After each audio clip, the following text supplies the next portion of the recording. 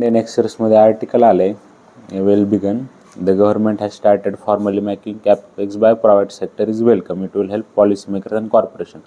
तर कॅपेक्स काय असते? Capex refers to capital expenditure which money spends toward the creation of long term productive assets in the economy. Long term productive asset जसं government roads बनवते, ports बनवत आहे किंवा metro बनवत आहे, तर लॉंग टर्म भरपूर बेनिफिट असतात, त्याला कॅपेक्स म्हणतात. कॅपिटल एक्सपेंडिचर किंवा डॅम्स बनवणं त्याचे लॉंग टर्म इफेक्ट असतात.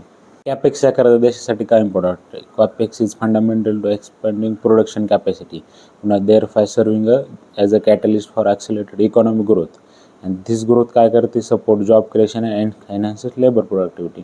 त्यामुळे ज्या देशाचं जे तुम्हाला जास्त ग्रो करायचं असेल, तुमचं कॅपेक्स जास्त पाहिजे. भारताच्या केसमध्ये काय होतं? इंडियन गव्हर्नमेंट खूप पैसे स्पेंड करते कॅपेक्सवर, पण प्रायव्हेट सेक्टरचं आपल्याला माहितीच नाही डाटा किती पैसे किती स्पेंड वगैरे करतात. त्यामुळे कॅपेक्स मॅपिंग खूप गरजेचं होतं. आणि बघा, हे underscores the survey underscore the existing notion that private sector capex hasn't grown fast.